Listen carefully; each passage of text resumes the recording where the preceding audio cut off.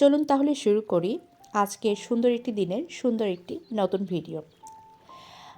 একজন মেয়ের সবথেকে বড় শত্রু একজন নারীই হয়।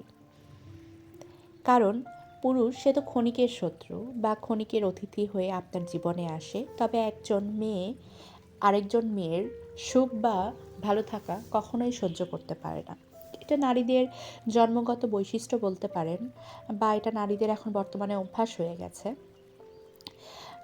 কারো সংসার ভেঙে আপনি যদি আত্মতৃপ্তিতে হাসতে পারেন, তাহলে অভিশাপ রইল আপনার মেয়ের ঘরেও যেন ভাঙনের সুর সবার আগে বাঁধে।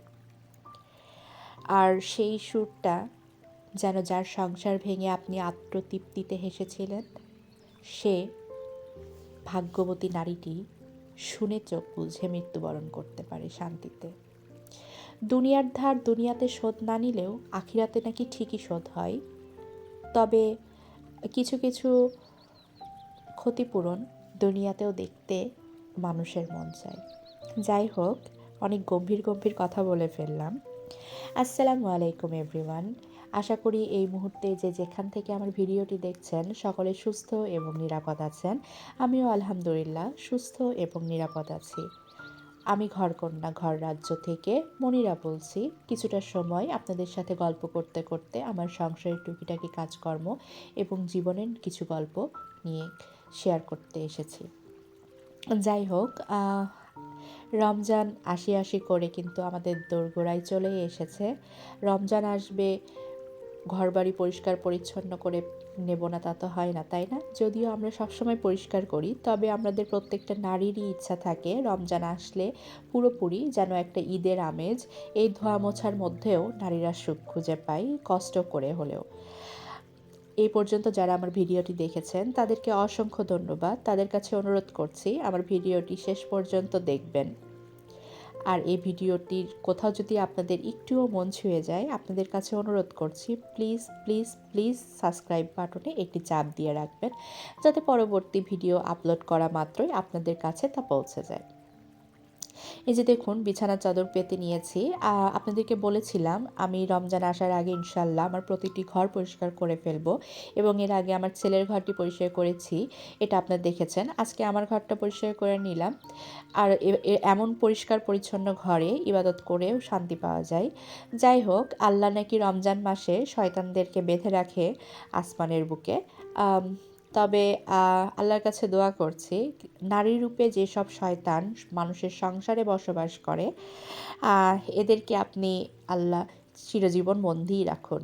এই শয়তানগুলোকে আপনি কখনোই রমজান শেষেও ছেড়ে দিয়েন না, তাহলে অনেক সংসার অচিরেই ভেঙে যাবে।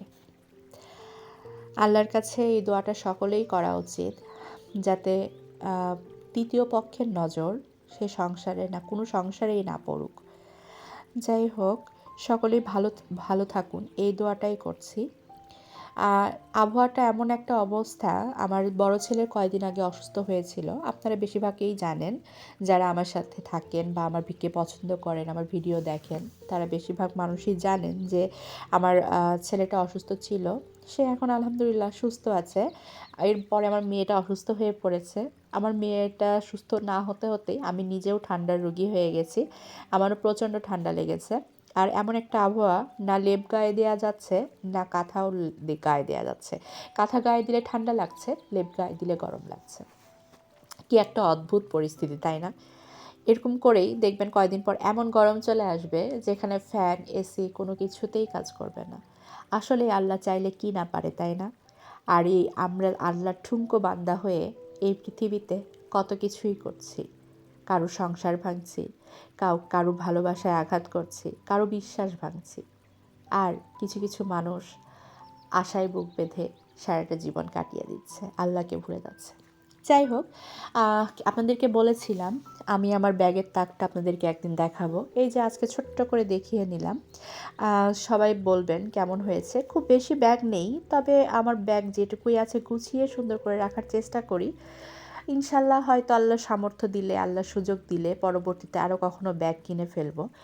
এই যে দেখুন, ঘরটা গোছানোর পরে চোখের শান্তি লাগছে, মনের শান্তি, চোখের শান্তি, সব কিছুই আলহামদুলিল্লাহ।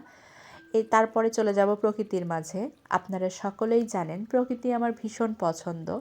ফুল আমার খুবই পছন্দের জিনিস। ফুল দেখে আমার চোখে শান্তি চলে আসে।